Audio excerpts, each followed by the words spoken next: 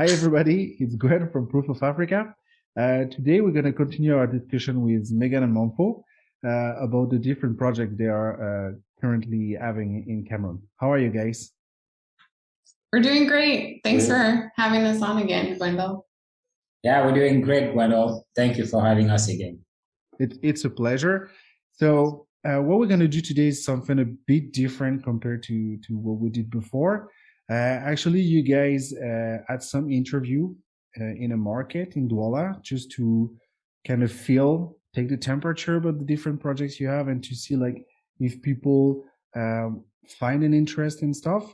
So you're gonna present us this different interview you did with a variety of vendors, business owners, and stuff. So you're gonna present us that. Sorry, and in the background, we're gonna show the video of the interview you did because the sound is probably not perfect, so it's probably better if you re-explain over it. But yeah, that's the idea today. So perhaps you can tell us a bit the different projects you wanna present us today.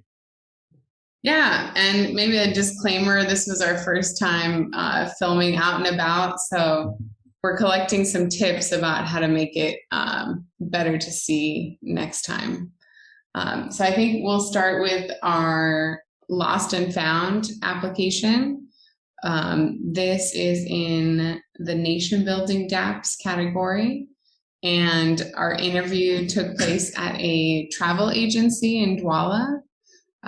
We went there to really show some examples, first of all, of a place where things are often lost, not necessarily found, but lost. And specifically, one thing that surprised me a lot being new to Cameroon was seeing how often people leave IDs at places and don't usually get them back for whatever reason.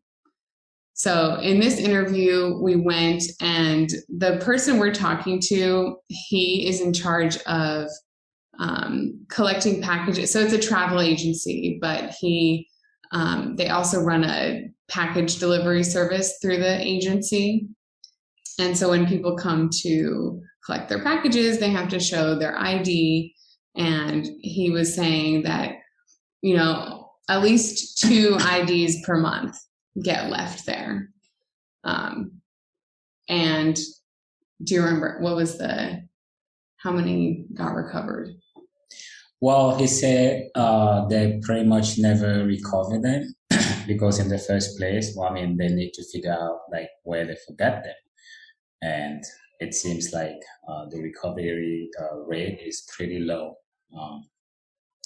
I just want to add to that we use the traveling agency because this is where losses seems to happen very often. But there are many other agencies like money transfer agencies where this happens a lot, and also just on the street, you will be walking and sorry, my voice is not with me today.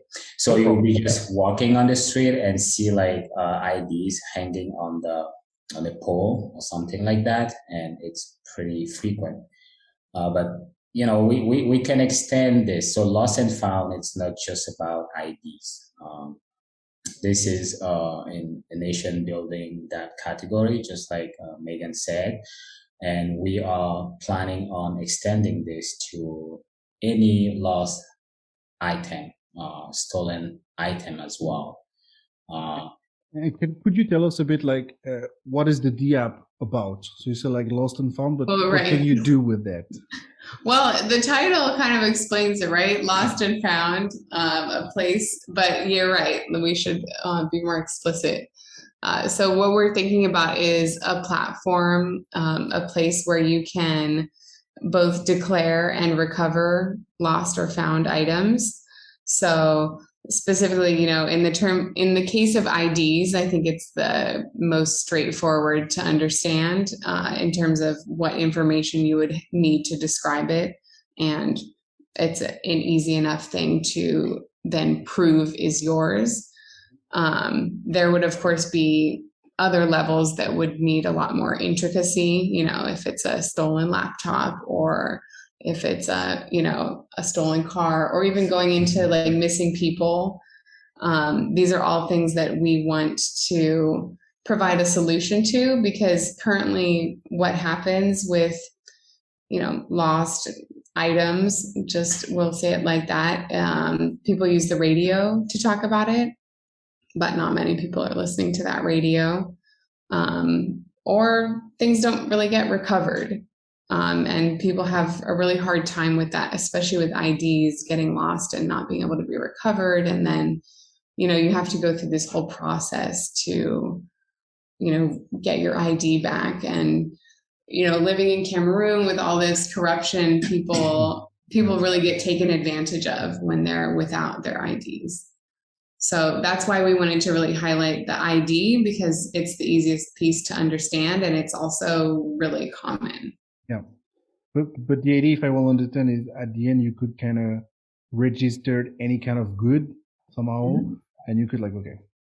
So yeah, absolutely. I mean, if we look at the players here, you have like the person who lost the item, and he's searching for his item, and he can go into the platform, and declare the loss. On the other side, you have someone who might find that item, you know, and what he could do, or what he will do will be like registering the item in the platform, you know, giving it like some criteria and descriptions and some special characteristic or something like that.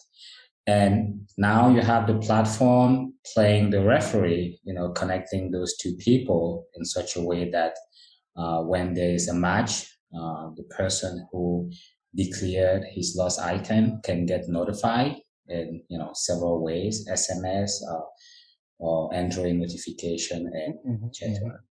And so we also have another portion that we are thinking about, which is the challenge portion, because for valuable items, we expect some sort of like fraudulent actions, you know, people trying to recover things that don't belong to them. So we have a challenge module, or we'll build a challenge module that will present those who are trying to recover an item some sort of challenge. You know, it might even include like law enforcement.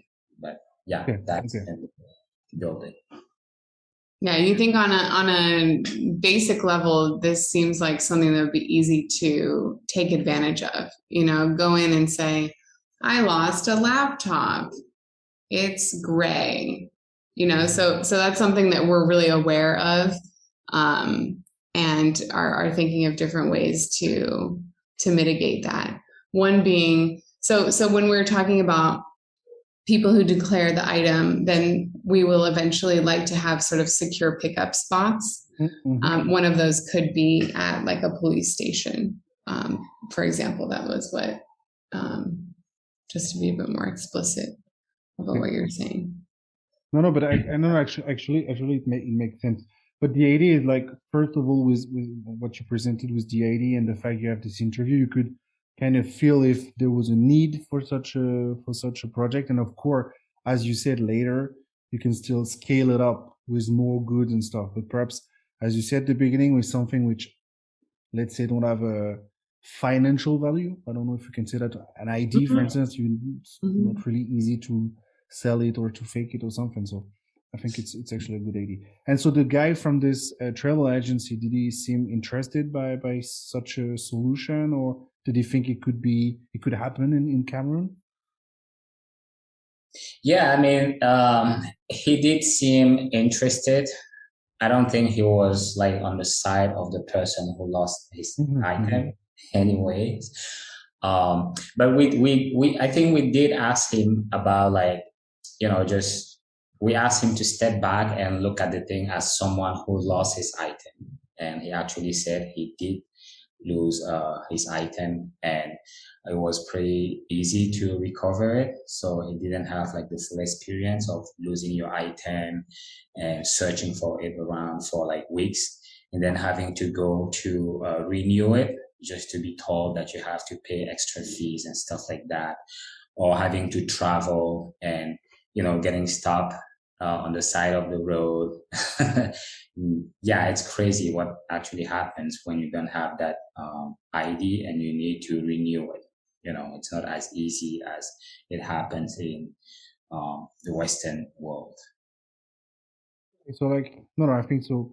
For this first interview about like the found and lost thing, I think it's pretty clear. And actually, as you said, it might be interesting in Cameroon, but actually it could also be like, if it works, it could be applied almost everywhere, because it's really like, so we might face different problems regarding it, or different level of trust in like, because of the corruption and stuff. But actually, like, I think this such an ID could be deployed almost everywhere. So I think it's pretty cool, and it's actually cool that you guys start to see a bit and discuss with the people, because at the end of the day, it's what matters. It's like if people think it's a good idea or not. Mm-hmm. Yeah, and I mean, even so, we did this formal interview, but we've been doing a lot of this stuff informally as well, and everyone admits that it's a problem. I think all the things that we're going to talk about today, we've had numerous conversations, and we were finally able to actually record some of them. But we weren't surprised about any answers to these questions. Let me put it that way. Yeah. And I want to make sure that we are addressing, like, I think a concern or a question that we get asked about this project, or how does it relate to blockchain? I think a big part of this project is getting people to register within the platform using, DID solutions, decentralized identities. And the other portion that could really be used on the blockchain platform is actually payments, like micropayments, because we are planning on getting people to contribute a small fee when they declare a lost item, in such a way that the platform could, what do you say, auto-sustain, be sustainable. And we will also be open to donation within the platform. People who recover the item, they can chip in and sustain the platform. This is more of a social project. And as we mentioned, long term, we are planning on extending it to be used by law enforcement for stolen item, missing people, and so on. So I hope that addresses the blockchain aspect of it. Actually, quick, and I have in mind. I wanted to kind of trap you, but like, I couldn't. No, it's true. No, I think it's always important, because sometimes, often for us, it's the link with blockchain is logical, but actually it's always better when you explain it, so we can see clearly the path here. And so, like, so this was your first interview, the first project you wanted to see us. So what would the next one? So you talk about micropayments and stuff. I think there is perhaps something there. Yes. So the next one is Bees Delivery DAO, and the idea here is really to leverage, all the what would you call them, moving medium? Yeah, well, let's start by talking a little bit more about the problem. So, again, something that I maybe took for granted living in the United States was that you could order something online and have it come to your house, or send your friend a package and have it arrive at their house in the mail. That's not to say that it's impossible here, but it's definitely not common, and it requires a lot of workarounds. If I've ever heard of anyone doing it, it's required a lot of, something strange happening, let me say.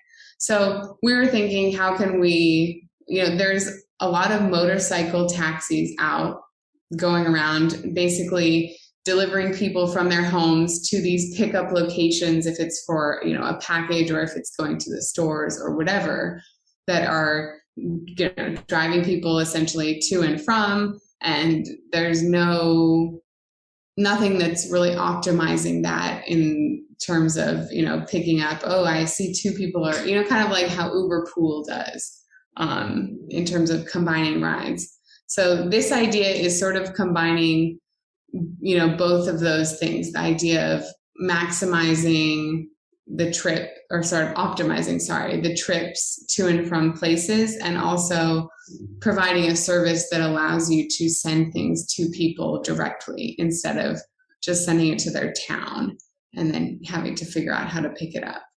Okay. So this could be applied to packages being sent, which is also something that you'll see in the other video, when we went to that travel agency to pick up, or to talk about the lost IDs. You see that what they're doing there is they have bags of little packages that people are sending through Cameroon.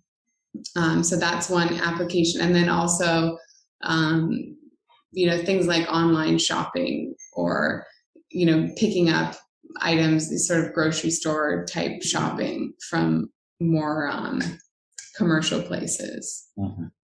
So I just want to develop a little bit on the grocery store aspect, because I think this project will really address a central problem that they're having right now.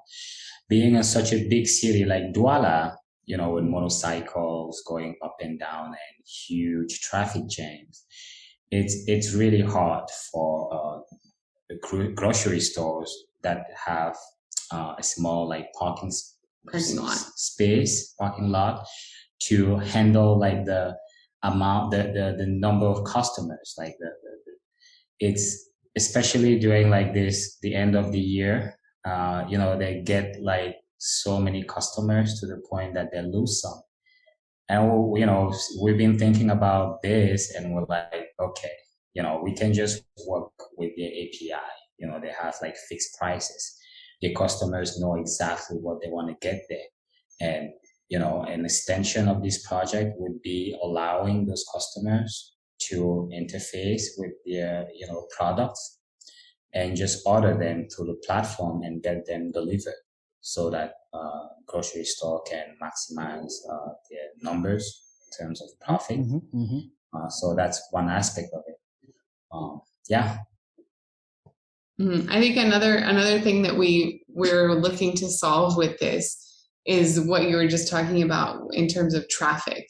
So even people that have a car often, well, I don't know if often is the right word, but would sometimes end up taking a motorcycle taxi to places, because motorcycles can really weave through the traffic.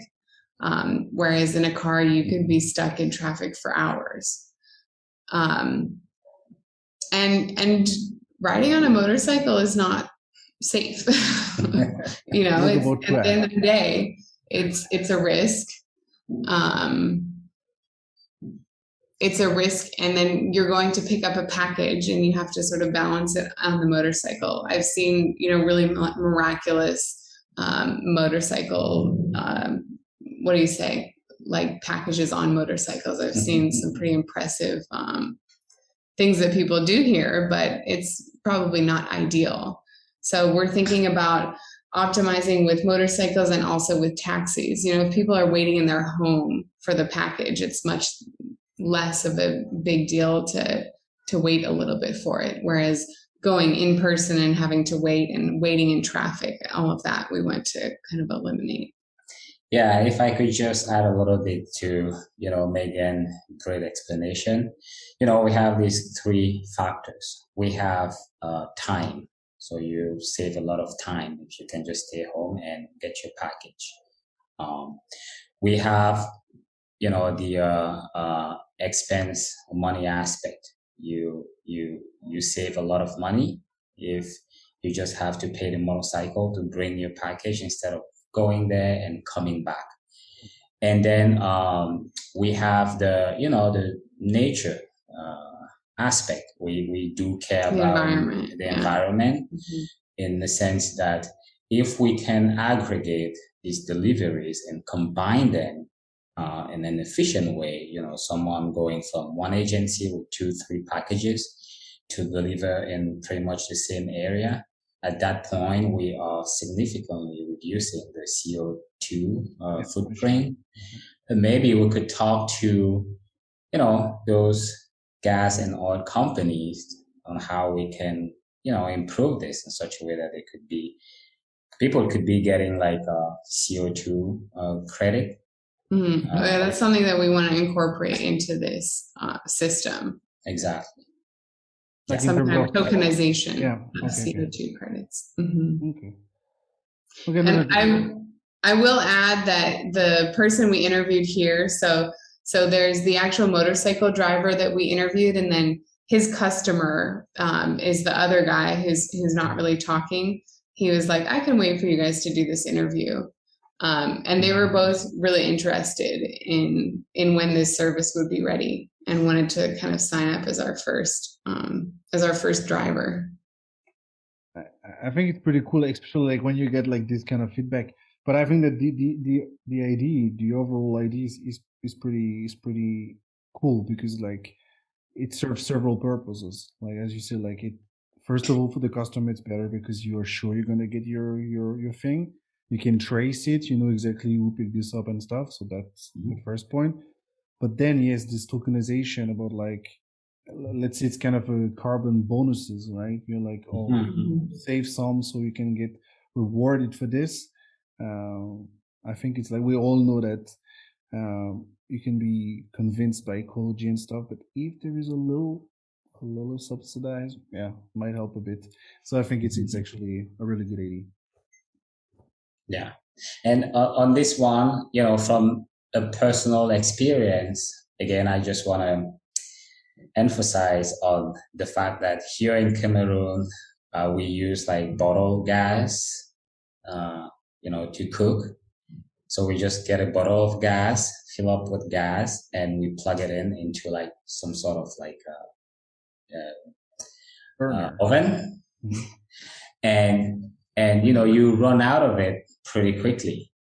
And one of the things that inspired us on this project is the fact that you're cooking and you run out of gas and you have to take the bottle, go down, and so we want to solve that through this thing. And just a quick word on the technical aspect. So when it comes down to these motorcycles, or whoever, whatever person that has like a moving medium, he could join, whether that's a taxi or a car or a motorcycle, they are welcome. And the way we want to get them in is through a reputation-based system. That we don't have the algorithm yet, but we are working on it in such a way that you have to be validated by your neighbors and people who actually know you before you join the platform. So that's the reputation management system that we will build as a module. And the other aspect, of course, is governance. So they will have their own mechanism to, update this platform, or DAO as they like. And of course, the DID that will there will need to be identified somehow. And yeah, so those are kind of like the main modules. I think I'm forgetting the one that will handle the CEO, like the CO2. The CO2. Yeah, the tokenization. Yes, I want to be a CEO somewhere. Yeah. And also the one that will aggregate the services to make them more efficient. Package A, B, C going to destination D, something like that. Yeah. And yeah, so those are the little pieces that will be put together to cover like the problem space here.